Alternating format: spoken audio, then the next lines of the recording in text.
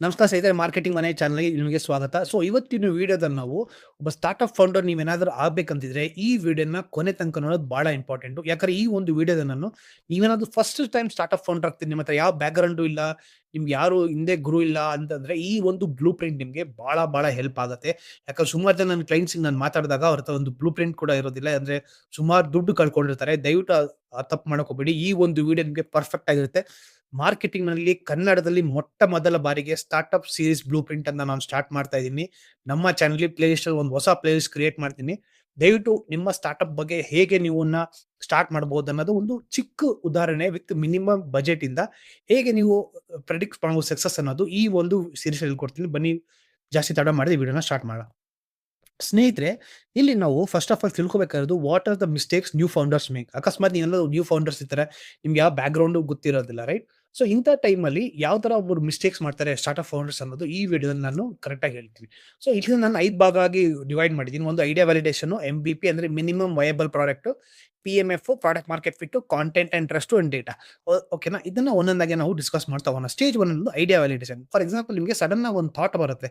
Okay, ನಾವು ಈ ತರ ನಾವು ಒಂದು ಸ್ಟಾರ್ಟ್‌ಅಪ್ ಮಾಡ್ಬೋದು ಅಂತ, ರೈಟ್? ಸುಮಾರು ಜನ ಏನ್ ಮಾಡ್ತಾರೆ ಗೊತ್ತಾ? ಬಂದ ತಕ್ಷಣ ಹೋಗಿ ಇಮಿಡಿಯೇಟ್ಲಿ ಅದನ್ನ ಪ್ರೊಡಕ್ಷನ್‌ಗೆ ಹಾಕ್ಬಿಡ್ತಾರೆ.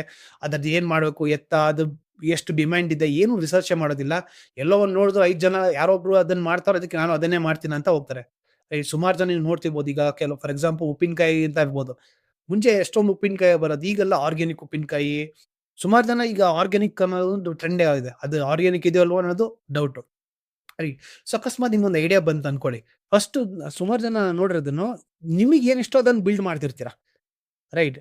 ಫಾರ್ ಎಕ್ಸಾಂಪಲ್ ನಿಮ್ಗೇನಾದ್ರೂ ಓಕೆ, ಫಾರ್ ಎಕ್ಸಾಂಪಲ್ ನಿಮ್ಗೇನಾದ್ರೂ ಈ ಒಂದು ಬಟ್ಟೆ, ಇದೆ ಅಂತ ಹಾಕೊಳ್ಳಿ. ಈ ಬಟ್ಟೆನ ನಿಮ್ಗೆ ಇಷ್ಟ ಆಯ್ತು. ನೀವೇನ್ ಮಾಡ್ತೀರಾ? ಈ ಬಟ್ಟೆ ಮ್ಯಾನುಫ್ಯಾಕ್ಚರ್ ಮಾಡೋಕೆ ಇಷ್ಟಪಡಿ, ಇದೆಷ್ಟು ಜನ ಯೂಸ್ ಮಾಡ್ತಾರಪ್ಪ ನಮ್ಮನೆ ಹತ್ರ. ನೀವು ಯಾಕೆ ಇದನ್ನ ಬಗ್ಗೆ ಮಾಡಬಾರ್ದು? ಇದನ್ನ ಮಾಡೋದು ತಪ್ಪಲ್ಲ. ಬಟ್ ಪ್ರಾಬ್ಲಮ್ ಏನ್ ಗೊತ್ತಾ? ಇದು ಎಷ್ಟು ಜನ ಮಾಡ್ತಿದ್ದಾರೆ ಅಂಡ್ ಇದಕ್ಕೆ ಜನ ಪೇ ಮಾಡೋಕೆ ರೆಡಿ ಇದಾರ, ಅದು ಇಂಪಾರ್ಟೆಂಟ್, ರೈಟ್? ಏನಾಗುತ್ತೆ ಇಲ್ಲಿ, you will build what you like, right? Which is very wrong. You should build what people like. Because end of the day ಅವರಲ್ವಾ ದುಡ್ಡು ಕೊಡೋದು ಇದಕ್ಕೆ. ಐಡಿಯಾ ವ್ಯಾಲಿಡ್ ಮಾಡ್ಬೇಕಾದ್ರೆ ನೀವು ಬಿಲ್ಡ್ ವಾಟ್ ಯು ಲೈಕ್ ಅಂತ ನಾನು ಏನ್ ಇಲ್ಲಿ ಬರ್ದಿದ್ದೀನಿ ಅದೇ ತಪ್ಪಾಗತ್ತೆ ಇಲ್ಲಿ. No search demand. No search demand ಅಂದ್ರೆ ಏನು? ಇದ್ರ ಎಷ್ಟು ಜನ ಹುಡುಕ್ತಿದ್ದಾರೆ ಇದ್ರ ಬಗ್ಗೆ ಅನ್ನೋದು ಪಾಯಿಂಟ್. ಇದಕ್ಕೆ ನೀವು ಆರಾಮಾಗಿ ಇವತ್ತಿನ ಯುಗದಲ್ಲಿ ಆರಾಮಾಗಿ ಇದನ್ನು ನೀವು ಕಂಡುಹಿಡಿಯಬಹುದು. ಹೇಗೆ?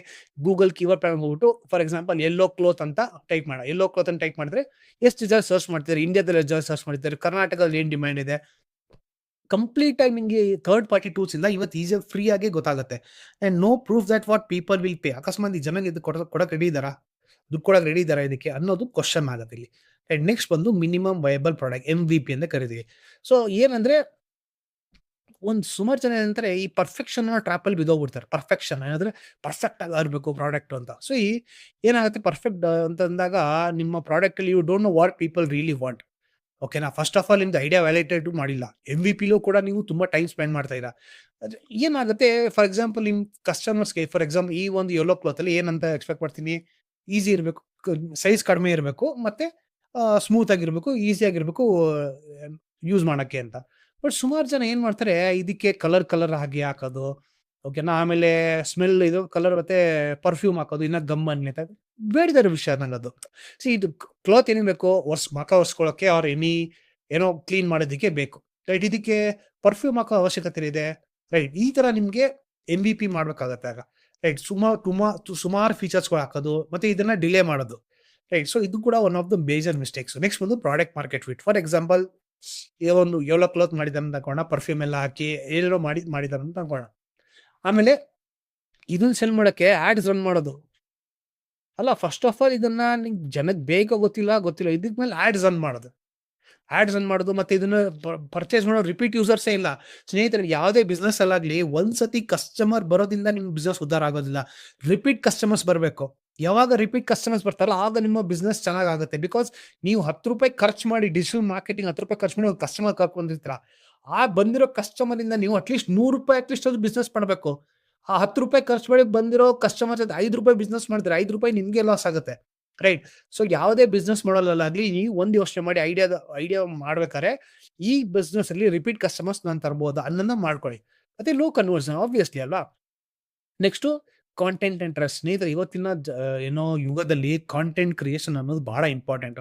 ಅಕಸ್ಮಾತ್ ನೀವು ಫೌಂಡರ್ ಆಗಿ ಕಾಂಟೆಂಟ್ ಕ್ರಿಯೇಟ್ ಮಾಡಲಿಲ್ಲ, ಸುಮಾರು ಜನ ಕ್ಲೈಂಟ್ಸ್ ನೋಡಿದ್ದೀನಿ ನಾನು ಎಷ್ಟು ರಿಕ್ವೆಸ್ಟ್ ಮಾಡ್ತೀನಿ, ದಯವಿಟ್ಟು ಕಾಂಟೆಂಟ್ ಕ್ರಿಯೇಟ್ ಮಾಡಿ ಅಂತ. They don't even take this very seriously.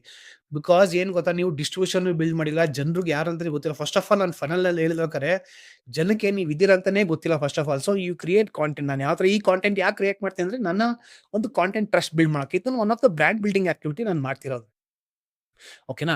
So ಇಲ್ಲಿ ಯಾವ ಬ್ರ್ಯಾಂಡಿಗೆ ಬ್ರ್ಯಾಂಡ್ ಬಿಲ್ಡಿಂಗ್ ಇಲ್ಲ, ಎಜುಕೇಶನ್ ಇಲ್ಲ, ಅಥಾರಿಟಿ ಕೂಡ ಇಲ್ಲ. ರೈಟ್. ಅಕಸ್ಮಾತ್ ನನಗೆ ಈ ಬಂದು ಎಕ್ಸ್ಪ್ಲೇನ್ ಮಾಡಕ್ಕೆ ನಂಗೆ ಒಂದು ಅಥಾರಿಟಿ ಇರಬೇಕಲ್ವಾ, ಅಟ್ಲೀಸ್ಟ್ ನಂಗೆ ಆ ಎಕ್ಸ್ಪೀರಿಯನ್ಸ್ ಇರಬೇಕು, ಅದು ಬಂದು ನಾನು ಹೇಳ್ಕೊಡ್ಬೋದು. ರೈಟ್. ನೆಕ್ಸ್ಟ್ ಒಂದು ಡೇಟಾ.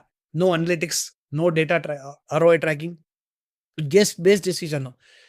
ನಾ ಏನಂದ್ರೆ ಒಂಥರ ಗಟ್ ಬೇಸ್ಡ್ ಡಿಸಿಷನ್ ಅಂತ. ಗಟ್ ಬೇಸ್ಡ್ ಹೋಗೋದು ಒಳ್ಳೇದು, but it should be back by data.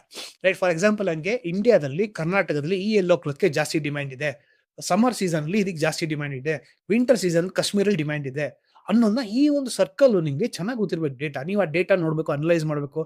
ಏನು ಮಾಡೋದಿಲ್ಲ. ರೈಟ್. ಸೊ ಇದು ಎಷ್ಟೊಂದು ತಪ್ಪುಗಳು ಮಾಡ್ತಾರೆ. ಸೊ ಇದರಲ್ಲಿ ಏನು ಐಡಿಯಾ ವ್ಯಾಲಿಡೇಷನ್ ಒಂದು ತಪ್ಪು ಫಸ್ಟ್ ಆಫ್ ಆಲ್ ಮಾಡ್ತಾರೆ, MVP ಮಾಡೋದ್ರಲ್ಲಿ ತಪ್ಪು ಮಾಡ್ತಾರೆ, PMF, content and trust, data. ಇದನ್ನ ನಾವು ಸರಿ ಮಾಡ್ಬೇಕಾದ್ರೆ ಯಾವ ತರ ಮಾಡಬೇಕು ಅನ್ನೋದು ಒಂದು ಸಿಂಪಲ್ ಎಕ್ಸಾಂಪಲ್ ಮುಖಾಂತರ ಹೇಳ್ಕೊಡ್ತೀನಿ ನಾನು. ಫಾರ್ ಎಕ್ಸಾಂಪಲ್, ನಾನೇ ಒಂದು ಸ್ಟಾರ್ಟ್ಅಪ್ ಫೌಂಡರ್ ಅಂತ ಅನ್ಕೊಳ್ಳೋಣ. ಸೊ ನಾನು ಅನ್ಕೋತೀನಿ ದೇರ್ ಇಸ್ ನೋ ಗುಡ್ ಉಪ್ಪಿನಕಾಯಿ. ಸೊ ನಾವೇನು ಯೂಶಲಿ ನೋಡ್ತೀವಿ ಅದನ್ನ ಉಪ್ಪಿನಕಾಯಿ ಅಂತ ಅಂತೀವಿ.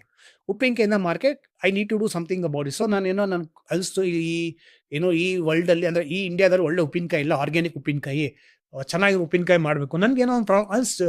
ಸೊ ಅದನ್ನ ನಾನು ಯಾವ ಥರ ವ್ಯಾಲಿಡೇಟ್ ಮಾಡ್ಬೋದಂತ ನಾನೇನು ಮಾಡ್ತೀನಿ, ಒಂದು ರಿಸರ್ಚ್ ಎಲ್ಲ ಮಾಡಿ, ಓಕೆ ಇದ್ರ ಬಗ್ಗೆ ಚೆನ್ನಾಗಿ ಡಿಮ್ಯಾಂಡ್ ಇದೆ, ಜನ ಇದ್ರ ಬಗ್ಗೆ ಹುಡುಕ್ತಿದ್ದಾರೆ. Pickles near me, best pickles, best organic pickles. So ಈ ಕೀವರ್ಡ್ಸ್ ಎಲ್ಲ ಓಕೆ ಚೆನ್ನಾಗಿದೆ, ಜನ ಹುಡುಕ್ತಿದ್ದಾರೆ ಇದ್ರ ಬಗ್ಗೆ ಅಂದಾಗ, ಓಕೆ ನಂಗೊಂದು ವ್ಯಾಲಿಡೇಷನ್ ಸಿಗುತ್ತೆ. ಅಂದ್ರೆ ಇದು ಜನಕ್ಕೆ ಪೇ ಮಾಡಕ್ಕೆ ರೆಡಿ ಇದ್ದಾರೆ, ಹುಡುಕ್ತಿದ್ದಾರೆ ಕೂಡ ಅಂತ. ನೆಕ್ಸ್ಟ್ ಏನ್ ಮಾಡ್ತೀನಿ, MVP ಮಾಡ್ತೀನಿ, ಮಿನಿಮಮ್ ವಯಬಲ್ ಪ್ರಾಡಕ್ಟ್. ನಾನು ಏನ್ ಮಾಡ್ತೀನಿ, ಒಂದು 2-3 ಜಾರ್ ಅಷ್ಟು ಒಂದು ಸ್ಯಾಂಪಲ್ ಮಾಡ್ಕೊ. 10 ಲಕ್ಷ, 100 ರೂಪಾಯಿ ಇನ್ವೆಸ್ಟ್ ಮಾಡೋ ಬದಲು ಒಂದು ಪ್ರಾಡಕ್ಟ್ ಮಾಡಕ್ಕೆ ಅದನ್ನ 50 ರೂಪಾಯಿ ಮಾಡ್ಬಿಟ್ಟು ಅದನ್ನ ಒಂದು MVP ಮಾಡ್ತೀನಿ, ಮಿನಿಮಮ್ ವಯಬಲ್ ಪ್ರಾಡಕ್ಟ್. ಅದ್ರ ಬಗ್ಗೆ ರಿಸರ್ಚ್ ಎಲ್ಲ ಮಾಡಿ ಒಂದು ಚಿಕ್ಕ ಪ್ರಾಡಕ್ಟ್ ಮಾಡ್ತೀನಿ. ರೈಟ್. ಅದನ್ನೇ ನಾವು ಮಿನಿಮಮ್ ವಯಬಲ್ ಪ್ರಾಡಕ್ಟ್, ರೋಜಾ ಉಪ್ಪಿನಕಾಯಿ. ರೈಟ್. ಸೊ ಇದ್ರ ಬಗ್ಗೆ ನೀವು ಕೇಳಿರ್ಬೋದು, ರೋಜಾ ಉಪ್ಪಿನಕಾಯಿ. ರೈಟ್. ಸೊ ಈ ರೋಜಾ ಉಪ್ಪಿನಕಾಯಿನ ನಾನು ಕಂಡುಹಿಡಿತೀನಿ. ಸೊ ಇದಕ್ಕೆ ನಾನು ಜಾಸ್ತಿ ಖರ್ಚು ಮಾಡಲ್ಲ. ಇದರಿಂದ 100 ರೂಪಾಯಿ ಆಗೋ ಒಂದು ಪ್ರಾಡಕ್ಟ್ 100 ರೂಪಾಯಿ ಆಗೋಕ್ಕೆ 50 ರೂಪಾಯಿ ಮಾಡ್ತೀನಿ. Because I need to test if this product really works or not. ಓಕೆನಾ. ಅದಾದ್ಮೇಲೆ ಏನ್ ಮಾಡ್ತೀನಿ, ಇದನ್ನ ಒಂದು 100 ಜನಕ್ಕೆ ಕೊಡ್ತೀನಿ ನಾನು. ಫಾರ್ ಎಕ್ಸಾಂಪಲ್, ನಾನಾದ್ರೆ ಜಸ್ಟ್ ಟು ಟೆಸ್ಟ್ ಈ ಪ್ರಾಡಕ್ಟ್ ಅವಶ್ಯಕತೆ ಇದೆ. ಥಿಯರಿ ನನಗೆ ಗೊತ್ತಾಯ್ತು, ಡಿಮ್ಯಾಂಡ್ ಇದೆ, ಹುಡುಕ್ತಿದ್ದಾರೆ ಜನ ಅಂದ್ಬಿಟ್ಟು ಗೊತ್ತಾಯ್ತು ನನಗೆ. ಬಟ್ ಆಕ್ಚುಯಲ್ ಆಗಿ ನಾನು ಪ್ರಾಡಕ್ಟು 100 ಜನಕ್ಕೆ ಹೋಗಿ ಕೊಡ್ತಾ ಇದ್ದೀನಿ ಅಂದ್ರೆ, ನಾನು ಅದನ್ನ ವ್ಯಾಲಿಡೇಟ್ ಮಾಡಬೇಕು. ರೈಟ್. 100 ಜನಕ್ಕೆ ಹೋಗಿ ಕೊಡ್ತೀನಿ ನಾನು. ನೀವು ಅದನ್ನ ಫ್ರೀ ಆಗಾದ್ರೆ ಕೊಡ್ಬೋದು, ಇಲ್ಲ ಪೇಡ್ ಆಗಿ ಕೊಡ್ಬೋದು, ಇಲ್ಲ ಸ್ವಲ್ಪ ಡಿಸ್ಕೌಂಟ್ ಹಾಕಿ ಕೊಡ್ಬೋದು. ಈ 100 ಜನದಲ್ಲಿ ಅಟ್ಲೀಸ್ಟ್ ನನಗೆ 30% ಜನ ಬಂದು, ಸಖತ್ತಾಗಿದೆ ರೀ ತೇಜಸ್, ರೋಜಾ ಉಪ್ಪಿನಕಾಯಿ ನನಗೆ ಬೇಕು ಅಂದಾಗ 30 ಜನ ಬರ್ತಾರೆ, ರಿಪೀಟ್ ಕಸ್ಟಮರ್ಸ್. ರೈಟ್. ಸೊ ಅಕಸ್ಮಾತ್ 30 ಜನ ಬಂದ್ರು ಅನ್ಕೊಳ್ಳಿ, ಅಂದ್ರೆ ನಾನು ಒಂದು ಎಕ್ಸಾಂಪಲ್ ಕೊಡ್ತೀರ. ನಿಮ್ಗೆ ರಿಪೀಟ್ ಕಸ್ಟಮರ್ಸ್ ಅಟ್ರಾಕ್ಷನ್ ಚೆನ್ನಾಗಿ ಗೊತ್ತಾಗುತ್ತೆ. 30 ಜನ ಬಂದ್ರು ಅನ್ಕೊಳ್ಳಿ, ಆಮೇಲೆ ನಾನು ಸ್ಕೇಲ್ ಅಂಡ್ ಫಂಡಿಂಗ್ ಹೋಗ್ತೀನಿ. ನಾನು ಕೈಲಿ ನೋಡ್ತಿರ್ಬೋದು, ಯಜಮಾನ ಫಿಲಮ್ದಲ್ಲಿ scale and go for funding ಅಂತ. ರೈಟ್. ಸೊ ಇದನ್ನೇ ನಾವು ಒಂದು ಸ್ಟಾರ್ಟ್ಅಪ್ ಸೀರೀಸ್ ಅಲ್ಲಿ, ಸ್ಟಾರ್ಟ್ಅಪ್ ಒಂಥರ ಸೀರೀಸ್ ತರ ಅಂತ ಅನ್ಬೋದು ನಾವು. ಓಕೆನಾ. ಪ್ರೋಸೆಸ್ ತರ ನಾವು ನೋಡ್ಬೋದು.